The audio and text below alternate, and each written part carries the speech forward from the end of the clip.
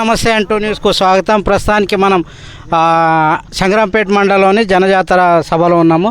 ఇక్కడ అందరు కార్యకర్తలు రావడం జరిగింది. ఎక్కడి నుంచి వచ్చారు, మరి ఎందుకంత అభిమానం? మొత్తం అందరి మెడలో కాంగ్రెస్ కండువాలు అయితే కనిపిస్తున్నాయి. సో ఏంది మరి అంత అభిమానం ఎందుకు? మరి పోయిన ప్రభుత్వం కూడా ఉండే కదా, అది మంచిగా చేయలేదా? దాని విషయమే అడిగి తెలుసుకుందాం. ఎక్కడి నుంచి వచ్చారు మీరు? మాది చాప్టకే గ్రామం. నా పేరు నారాయణ రెడ్డి, సన్నా మాణిక్ రెడ్డి, తాలూకా నారాయణఖేడ్, జిల్లా సంగారెడ్డి, జహీరాబాద్ కాన్స్టిట్యున్సీ ఎంపీ. దాంట్లో మేము ఉన్నాము. మాకు 10 సంవత్సరాలు మోడీ వచ్చిండు. ఇంతవరకు యోనికి ఏం చేసింది లేదు, గరీబ్గానికి చేసింది లేదు, నోనికి చేసింది, లోనికి ఏం చేసింది లేదు. రైతు బంధు ఇవ్వలేదు, రైతు బీమా ఇవ్వలేదు, మరి వాడు ఇచ్చింది కూడా ఏం లేదు. ఒక్క ఏడాదికి 3 మాటలు 2,2 వేలు వేసిండు. అది చా కూడా సరిపోయి కావు. అవి మోడీ చేసింది. మేము రామ మందిర్ కట్టిస్తున్నాము, ఓటే రామ మందిరం ఇట్లా చీరత మా ఎదలున్నాడు. రాముడు మా ఎదలున్నాడు. ఆయన రాముడు కాడు, రాముడు అందరి వాడు. మా ఎదురునే ఉన్నాడు రాముడు. రామ మందిరం నువ్వు కట్టిస్తాల కల మా ఇంటికి రాముడు పోయి నీ ఎండ కూర్చున్నాడు. రాముడు మా ఎదలు ఉన్నాడు. ఆయన రాముడు కడితేనే మేము భక్తి చేసుకోవడం కాము. మేము వారికలు ఉన్నాం. రామ్ గుడి నేనే కట్టించిన, అందరు హిందువులందరూ నా వెంట రావాలా? అది తప్పు మాట. ఎప్పుడు కూడా రెండే. ఇప్పుడు ఎవ కులాలు మతాలు ఏం లేవిడ. ఆయన ఒకటే చెప్తున్నాడు, హిందూ ముస్లిం చేసినే ఆయన ఓట్లు దండుకుంటున్నాడు తప్ప మర్ర మందికి చేసింది ఏమీ లేదు. ఇంత మొదలు కూడా పాకిస్తాన్లో పోయి ఒట్టుకిన బాంబు పడేసి 3,000 మంది నేను చంపేసిన, వాళ్ళే కూడా వచ్చి మనకు చంపేస్తుండ్రి అన్న అట్లా చేసి అప్పుడు కూడా ఓట్లు దండుకున్నాడు. ఇప్పుడు కూడా మరి అదే నేను రామ మందిర్ కడతాను, అది కడతా. నువ్వేం రామ మందిర్ కడతావా? మా ఎదలున్నాడు రాముడు.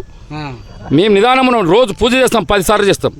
మా ఎక్కడ మేము హనుమాన్ సేవ చేస్తాం, హనుమాన్ మొక్కుతాం. కాంగ్రెస్ వాళ్ళు దమ్ముంటే జై శ్రీరామ్ చెప్పగలరా అని అంటున్నారు. జై శ్రీరామ్, జై శ్రీరామ్, జై శ్రీరామ్, జై శ్రీరామ్, జై శ్రీరామ్, జై శ్రీరామ్. ఆయనది కాదు, హనుమానుడు ఆయనోడు కాడు, రాముడు ఆయన కాడు. మన ప్రపంచం, మన భారతదేశంలో ఎంత మంది ఉన్నారో అంత మందిది రాముడు.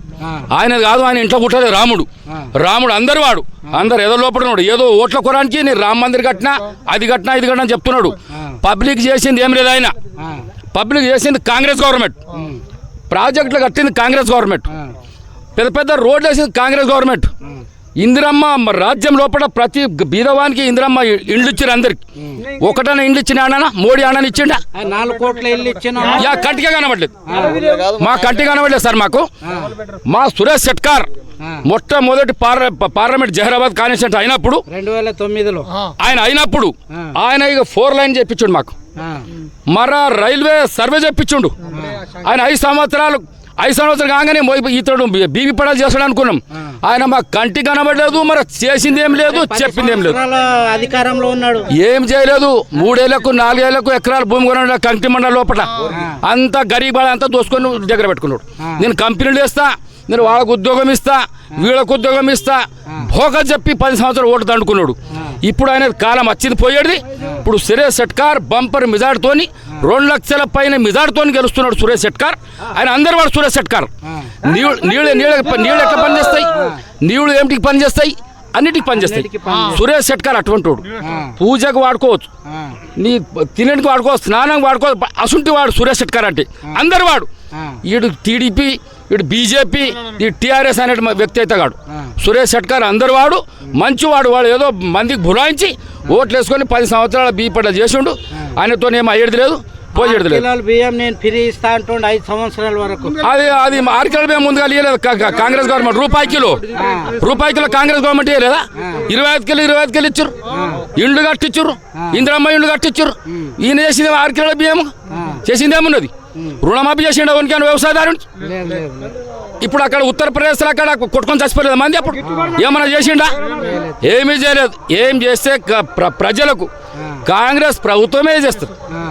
ఇప్పుడు కూడా దయచేసి దేశం కూడా ఇది మొత్తం పోవాలి. ఇండియా లెవెల్ లోపల కాంగ్రెస్ గవర్నమెంట్ వస్తున్నది. రాహుల్ గాంధీ ప్రధానమంత్రి అవుతాడు, మందికి సుఖం అవుతుంది.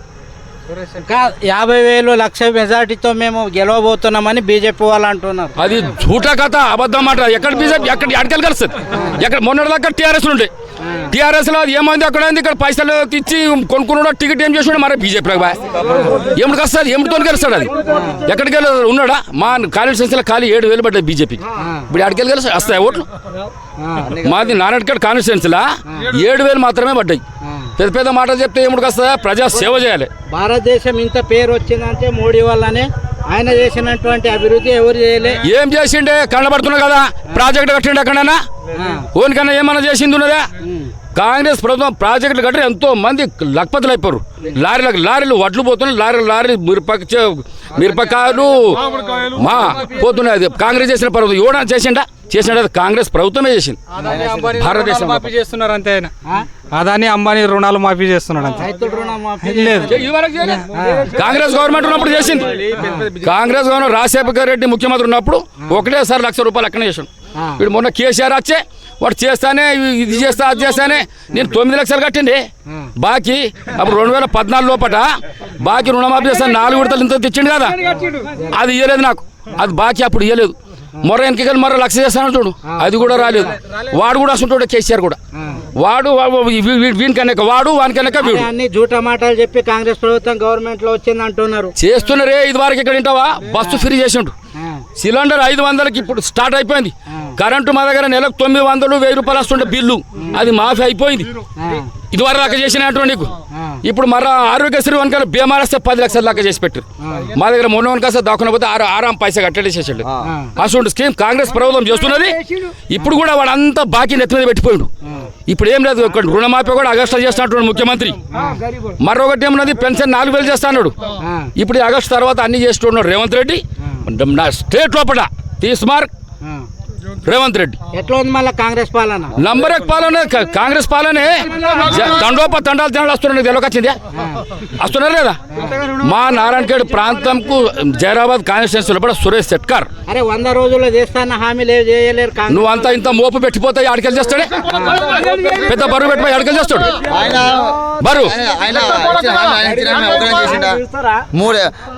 ఎవరికి మన రీతి పోర్లకు ₹3,000 ఇస్తాను అవి చేయలేడు మన ₹1,00,000 ముందు ఒకసారి చేస్తే 4 విడతలు చేసి దాన్ని వడ్డీ సరిపోలేదు ఎమ్మెల్యే మన సంజయ్ రెడ్డి పాలన నంబర్ 1 పాలన సంజయ్ రెడ్డి పాలన సురేష్ శెట్కర్ పాలన రేవంత్ రెడ్డి పాలన నంబర్ 1 పాలన ఉన్నది మాకు విశ్వాసం ఉన్నది మొత్తం ఇప్పుడు ఏమైనా 6 గ్యారెంటీలు ఉన్నాయి ఇంటి దాకా ఇచ్చేట స్తోమత వాళ్ళ దగ్గర ఉన్నది మేము ప్రజలంతా మేము తీసుకుంటాం ఇప్పుడు ఇందిరమ్మ ఇండ్లు కూడా మొన్న పాలన కూడా మంచిగా లేకుండా ఏం చేసిండు వాడు ఏం చేసిండు కాళేశ్వరం కట్టిండు నీ ఖాళీ 2 ఏళ్ళు నిలబడలేదు అది కాళేశ్వరం కట్టిండు పైసలను దోసుకొని తిని ఏం చేసిండు కాళేశ్వరం కట్టి ఉంచిండా ఇప్పుడు నిజాం సాగర్ కట్టిర్రు ఎప్పుడు కట్టిర్రు యానన పోయిందా ఈడ మా దగ్గర నల్లవాగ్ కట్టిర్రు యానన చుక్కబడ్డదా ఇప్పుడు SRSP కట్టిర్రు పోయిందా యానన్న అసంటి పనులు చేయాలి కాంగ్రెస్ వాళ్ళు గసంటి చేసిర్రు నీ కాళేశ్వరం కట్టి పైసలు దండుకుంటే కూర్చుంటే మామ అల్లుడు బిడ్డ కొడుకులు ఏమిటి వస్తుంది అది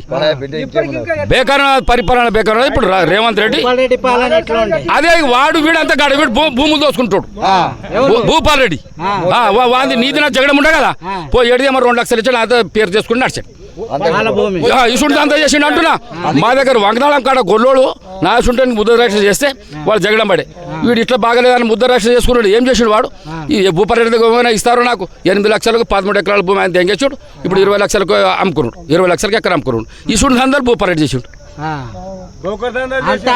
అంత హత్య రాజకీయాలు కొట్లాట సురైన కాంగ్రెస్ ప్రభుత్వంలో అంటున్నారు ఏడన్నా అయిందా ఎక్కడన్నా అయిందా మొన్న సిర్గపూర్ లో ఏదో గొడవ వాడు ఏమన్నా వాడు సొంత గొడవలు ఉంటే ఏమన్నా చేసుకుంటారు దాన్ని కూడా ఏం చేస్తాడు సొంత గొడవలకి పార్టీలు ఎక్కడ లేదు పార్టీ జగడాలు ఎక్కడ లేవు అది వాళ్ళ సొంత జగడాలు ఉంటే ఏమన్నా చేసుకుంటారు వాళ్ళు ఇప్పుడు ఏదో దొబ్బేసి ఓటు అనుకున్నామంటారు కాంగ్రెస్ పాలన బంగారు పరిపాలన బీజేపీ ప్రభుత్వము ఒక తప్పు చేసింది పెద్దది ఏం తప్పు చేసిందంటే చరిత్ర సృష్టి వాళ్ళు 2 కోట్ల ఉద్యోగాలు ఇస్తామన్నారు పిల్లలకు ఒక్క ఉద్యోగం ఇచ్చింది ఎవరు దాఖలేదు బీజేపీ ప్రభుత్వం మొత్తం చెప్పుకుంటే సిగ్గు రావాలి రాముని భక్తులు మేము కూడా ఉన్నామే వారికారి మొత్తం రామ భక్తులే అతను నిన్న మొన్న వచ్చిన 10 ఏళ్ళ అతడు తెలిసి అతను కోడు కూనబట్టుకుని అందుకొరగా బీజేపీ ప్రభుత్వం తప్పు చేసింది మొదలు పెద్దది రెండవది ఒకటోది పిల్లల గురించి, రెండవది గిట్టుబాటు ధర లేక మొత్తం మన హిందుస్థాన్ నిండా ఏమీ లేదు, ఒక్క రూపాయి లేదు. ఏం ఆదాయం చేసి మీకు అంతా తెలిసిందే కదా. తప్పు చేసి రెండు. ఇప్పుడు మరనే వచ్చి బీజేపీ ప్రభుత్వం దేవునికి ఎత్తుకొని తిరిగితే కలవదు లెక్కది. దేవుడు అందరికీ ఎరుకున్నాడే. రాముడు లక్ష్మణుడు ఇప్పుడు కాదు, కృతాయుగం మాట ఉంది అది, ఇప్పుడు మాట కాదు. అందరికి ప్రేమ హిందువులకు, నువ్వు ఒక్కడే ప్రేమ ఉందే మీది. ఇక మతకర పరంగా చిచ్చు పెట్టి మాట్లాడకూడదు.